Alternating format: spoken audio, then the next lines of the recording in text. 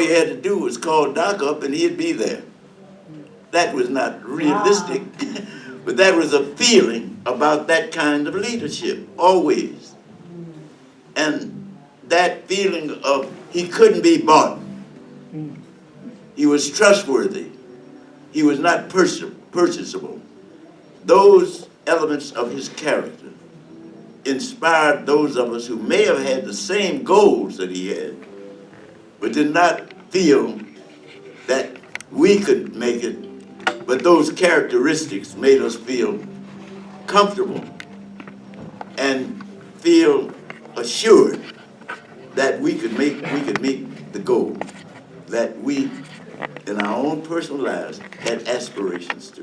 That he embodied all of those qualities, and therefore he was our leader. Does that help a little bit? Very good, yes. So you didn't get the feeling that if you called him up or if you stopped to talk to him, he'd say, you know, go away, I'm important, I'm a busy man, I've got people to save and worlds to change.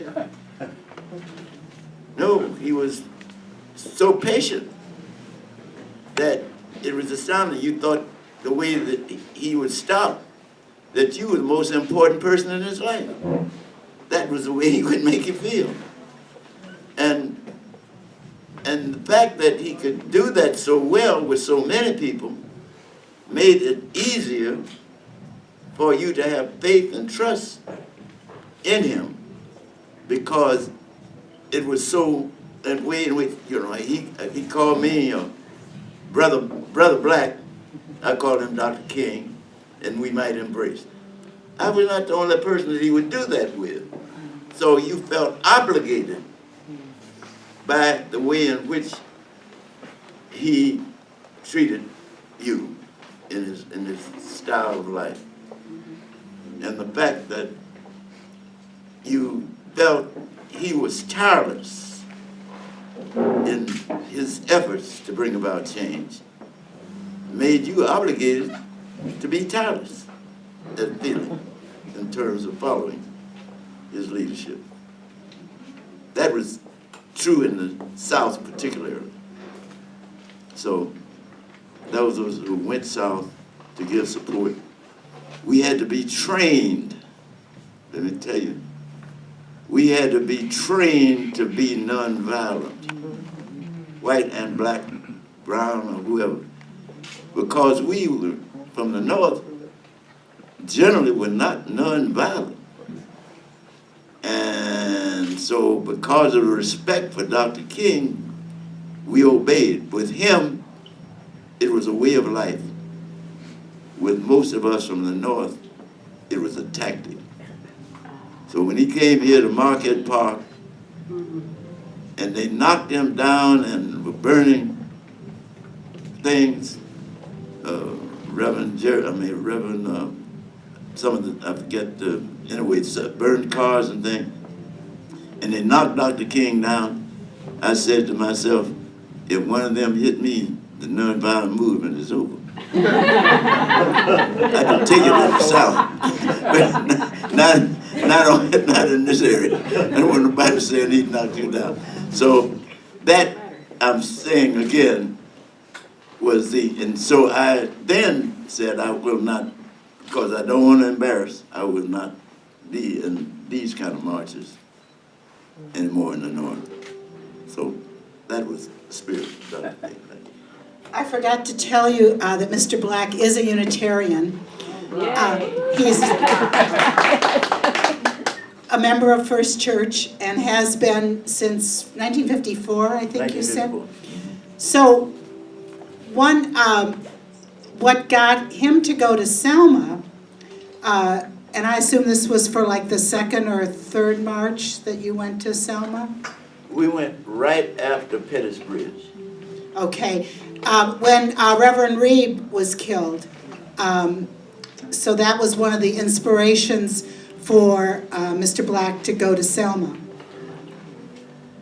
And that was an organized thing for those of us who went from the Unitarian Church. And I cannot remember the assistant minister from Unitarian who went with with us and who did some of the organizing, but he had gone to missionary schools, whatever school, with a minister whose ministry was in Selma. Now they were friends, but this minister in Selma, not out of thought about his safety, but in opposition to the march, tried to discourage him from being there. And when we got there, he continued to try and discourage my assistant pastor, who continued to organize the march. And one of the things I remember, this is after the Pettus Bridge with Diane Nash and that young group of activists. Diane Nash, by the way, is a girl from Chicago and went to Hyde Park High School. And so when we came out of the church after Dr. King had made his comments and sermons, I think, anyway, I can't remember all of the details. When you get to be 96, you'll understand. Then the Jim Clark, or the sheriff in that area, was waiting for us to come out so he could have his men beat us up.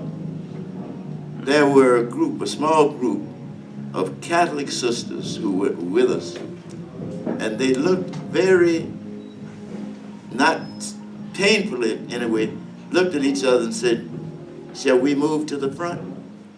And those sisters moved to the front of the line, which kept us from getting really beat up, because by that time, television is viewing all over the country and all over the world. And that kept us in that front line from getting pummeled. That's just an incident that many people may not know, but I was there and saw that. This is not from Selma to Montgomery complete. This is after the murder of the Unitarian minister and our desire to show support for the movement in Selma. But after that, after we had made that kind of symbolic march, it was easier for President Johnson to then publicly give more support to the Voter Rights Act. And I think, I'm getting my memory, he get an executive order that the voter rights would be extended to all people, which later became verified by the Congress, which at that time became afraid that they might lose their jobs if they didn't support what the president had already supported. But the march gave a dramatic impetus to bringing about voter rights in the South, and later, though it was more subtle, transfer some of those rights to the North. So I'm going to take a real risk here. As a Unitarian, what did you mean when you talked about King's spiritual strength and what that brought to the movement? Well, I think that all of us, in one way or the other, without necessarily articulating it, have a feeling of the future, a spirituality. It's something, a change is going to come.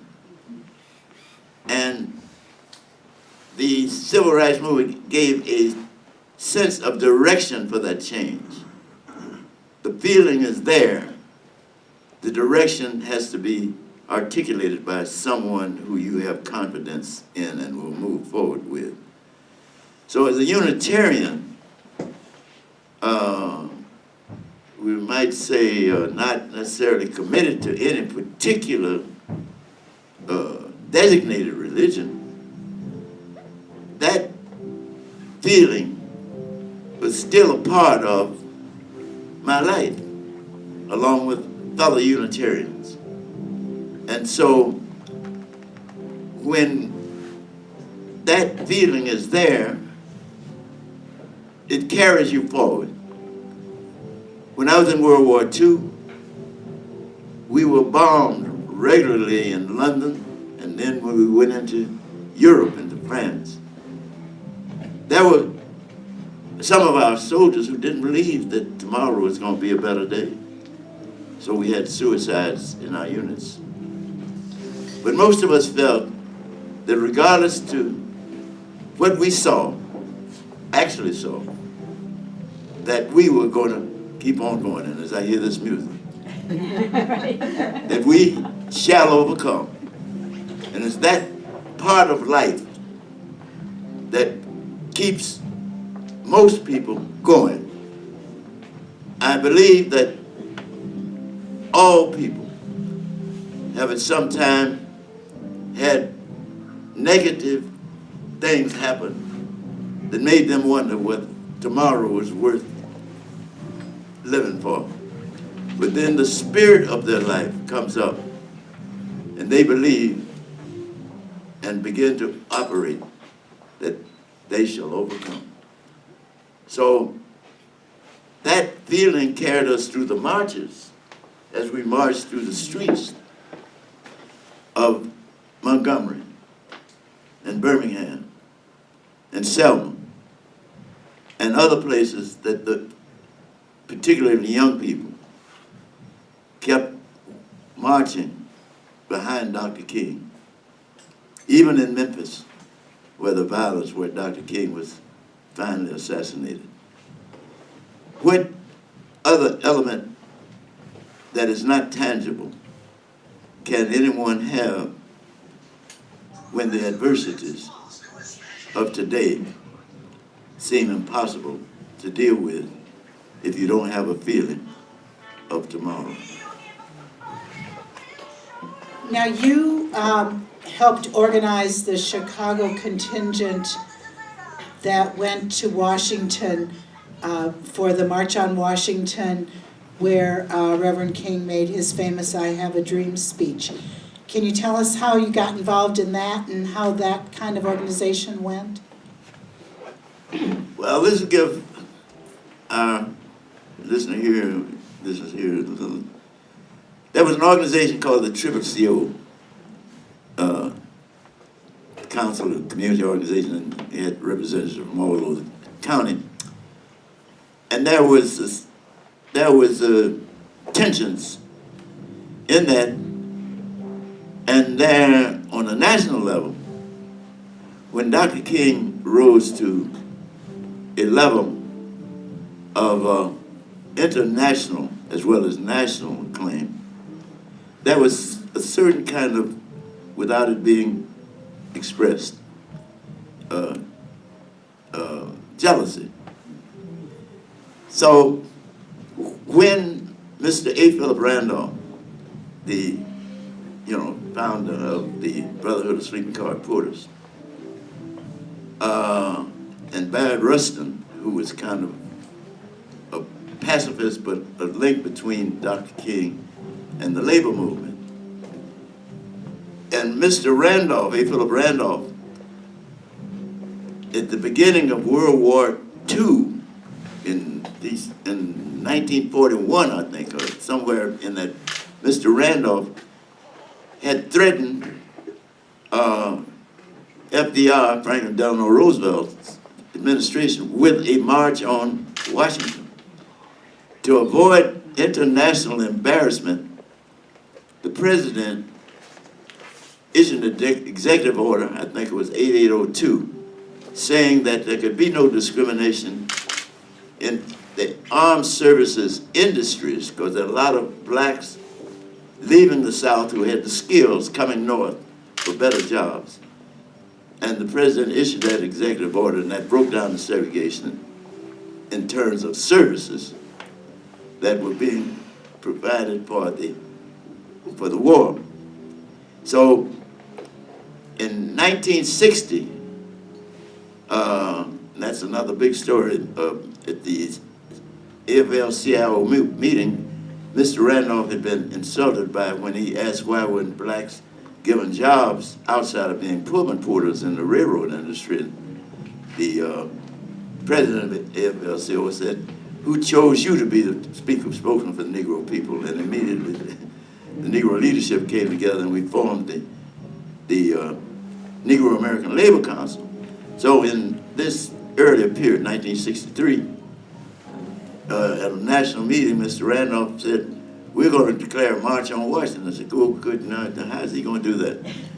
And he had the march in Birmingham, and King had, by this time, had national and international acclaim. And Mr. Randolph sent Abad Rustin to declare the march on Washington. Dr. King accepted the leadership. And then, across the country, because of this kind of jealousy in leadership, there were those leaders in well-known black organizations that were saying, we're not going to participate. By this time, Dr. King is at one meeting at the president, a protest at the president's office on issues of civil rights.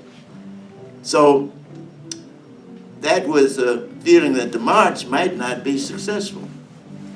So Mr. Randolph and Dr. King sent Bad Rustin to Chicago to ask me. I was the chairman of the president of the Chicago contingent of the Negro American Labor Council, if I and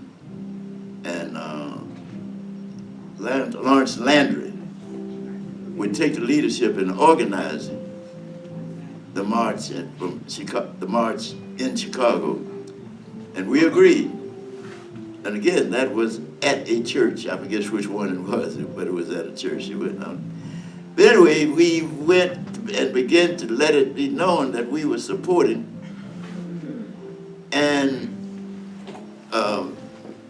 we were given the opportunity to use the facility that is now the headquarters for another, but it was at that time the headquarters for the packet house workers.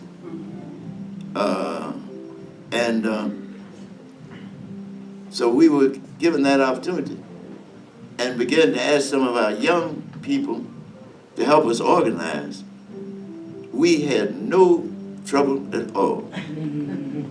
Before we could look around, those young people were working day and night to get people, and we and the Pullman porters arranged to have trains for us to have.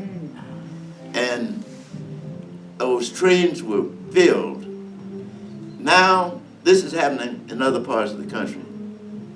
As it became apparent that this was going to be a success, these leaders of these well-known national black organizations then began to come in, give their names to the leadership. And they were in the front line. But it was only because that it was the continuation of the protests that had started earlier by organizations like CORE, Congress for Racial Equality, SNCC, Students for Nonviolent Society. Those organizations felt then the spirituality and the importance and the responsibility to make this march a success. So we got the credit, but they did the work. This has been true of most successful changes that we know about. Ordinary people. It takes ordinary people to do extraordinary things. And we can track that throughout history. Dr. King did not start the march in Montgomery. It was Rosa Parks and E.D. Nixon who helped to organize the beginning. They asked Dr. King if he would take over the leadership. He immediately agreed because that gave him something that he was very desirous to do with an organized.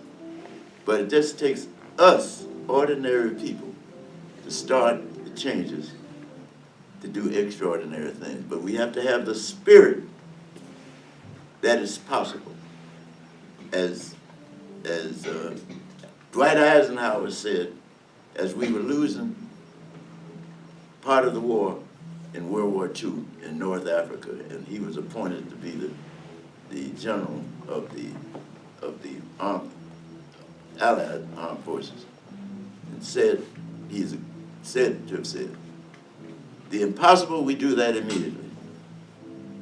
The miraculous sometimes takes a little longer. Impossible, we do it. We have done the impossible many times.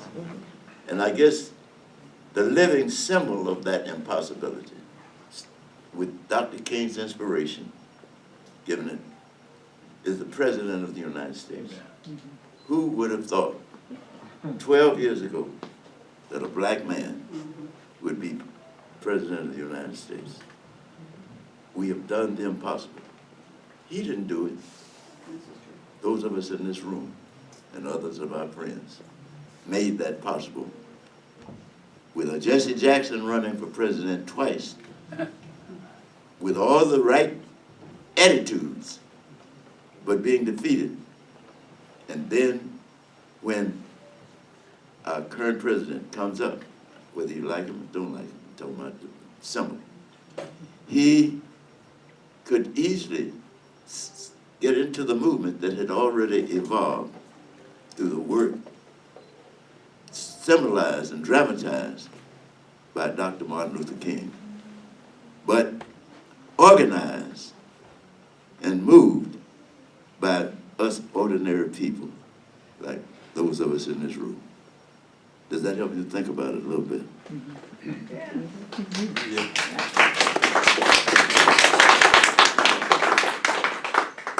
I think I'm going to quit monopolizing Mr. Black. And I'm sure a lot of people have questions. We don't have a lot of time, so let's try to keep our questions short, please. And Johanna, we'll let you have the first one. Well, I think a whole lot of us have been inspired by this, recent Black Lives Matter movement and just the young people who have decided to make, the killing of this one young man in Ferguson, Missouri, kind of a last straw. And just wondered what your thoughts are on that movement. And I've also been curious for a long time about why that hasn't jumped off sooner in Chicago, where we lose, a dozen people every year, mostly young men, to police killings. And I think that's going to change. Is it not quite clear? So Johanna said, what's your feeling about the Black Lives Matter movement that has started because of Ferguson? And why didn't it start sooner in Chicago? Because probably about 12 young people get killed by police here every year. Yes, that's true, and I don't know whether that's because of division after Dr. King and the successors. Many of the people who prepared, the younger people, moved up into the mainstream of American life and are older and less able to do the organizing that they did earlier. And with the new technology, there has been a physical division of people in almost every level, including home life. And the educators and the ministers have not been as involved in helping young people think about things in the community as was true when Dr. King and earlier.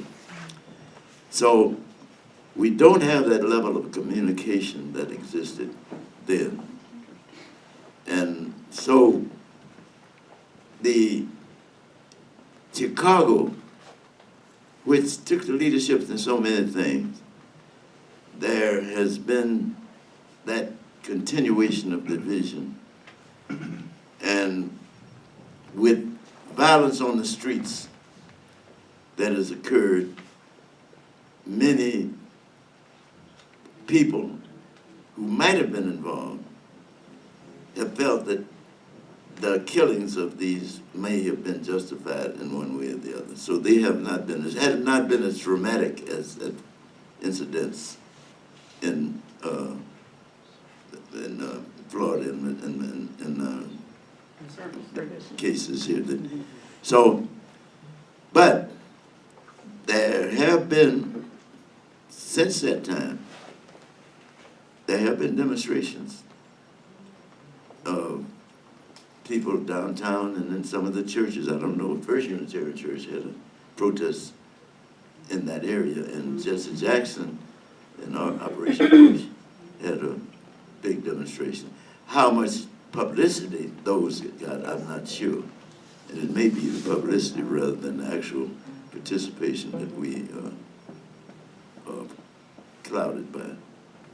But the feelings are not as strong now among the general population as they were in the period that I'm describing of Dr. King. And maybe because some of us have been so much involved in bringing about change earlier. Roberta and then David.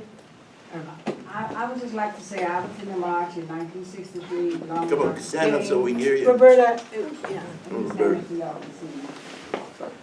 I was in the march with Dr. King in 1963. We went to Gage Park, Belmont and Craigan, where they threw ballers and bricks out. We took the bus with Nancy Jefferson, Mom Fletcher, I believe Vanetta, and a lot of us went to Washington, and we took a bus. And we stopped in Breezewood, and that's where some folks took a bath, and some of them ate, but we went on to Washington, and we was there to march in 1963. So I just want us to know that there are people. I'm 87 years old, just like you, 96 or whatever it is. I'm still out here You were a little fighting. girl then. Doug Andrew and Lawrence Landry, that we shut out Crane Evening School for it to go to Washington. That's right. Right after that, do you remember? That's when we had the you just said about the schools, the boycott. The boycott of the school. Yeah. Shut them down on the west side. Nancy them down all Jefferson over? wanted to be sure. All over. Oh no, it was all over. We said Go. that was a continuation. And when we got back, Hold the mic up. when we got back from the march, the Sun-Times, you remember that, Robert? The Sun-Times article said, "You've been to Washington, so what?" So what? Do you remember that? That's right. So we shut them down. So why was there a school boycott? You want to- Doug Andrew and Lawrence Landry said, we're either gonna close these schools down and go on the march. If not, we ain't gonna have no more education. That's what Doug Andrew and Lawrence Landry said. That's right. See, there's a little-known figure, Lawrence Landry. He re-established CORE at the University of Chicago while he was. CORE originally started in 1941 at the University of Chicago. And then many of the early people there, and I happened to be there at the time, they were drafted, went to the Army, and they began to organize in their cities when they returned, like in New York and other places. They began to organize core units in their city. And when the Montgomery issue came, they boycotted, I forget the name of the bus company that owned the bus in Montgomery. They boycotted the bus lines of that company in their own cities, so that then that began to make that bus, the major bus company that had headquarters in New York, pull away the idea of segregation in Montgomery. But these are people in Chicago and New York and other places that boycotted, at least had demonstrations in front of the headquarters of this particular company. And forgive me for being forgetful, but wait until you get to be 96, you'll understand. Yeah, well, I've never seen this group like this. They're listening so hard, they're not even raising their hands. Does anybody else have a question David for had a Mr. question. Black? Where's David? David, okay. Question or comment, doesn't have to be question. Who was the key leadership that was making sure these things were happening in different places? Can you stand up and, so we can hear you better? Or maybe- You mean nationally? Yes, nationally, if you had events going on in Chicago and New York, a boycott and so on, where was the coordination going on, if there was any? Was there someone who was trying to coordinate this nationally? What was that? The different events going on around the country? Or were they just all, like Chicago, New York, were they just all spontaneous or organized locally? Or was there some national person who was trying to keep things organized around, was that, In the civil rights period. yeah, was that Mr. Randolph? At that or- time, that was helpful to have the unions, the union, UAW, United Automobile Workers, Pullman Porters, NAACP, the ACLU, all of those local organizations immediately responded to the leadership of Dr. King, and he brought them all together because he was a universalist in terms of his behavior. And so people in all of those organizations had confidence and came together, and usually, in many of those cases, as is true in this room, I'm sure, some of us belong to several of those organizations. Just like right now, you know, I'm involved in Chicago politics, although I'm not able to get out and knock on any doors anymore. I belong to several organizations that I can just tell the leadership of those organizations what I stand for, and they'll be working together. It was even easier during the days of the civil rights movement because so many of us adults, male and female, had been involved in trying to bring about equality in the armed services.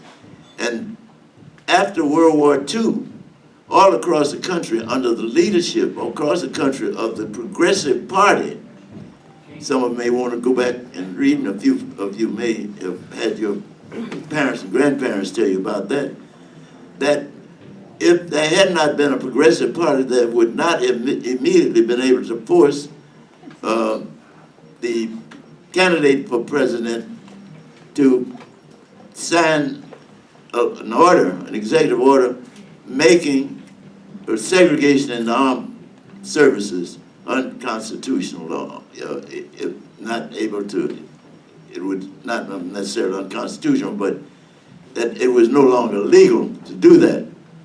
Well, that was articulated across the country, and moving forward, when the Montgomery bus guard, those same kind of people in their own communities began to help organize those communities. That's part of the answer. There may be other parts to it, but that's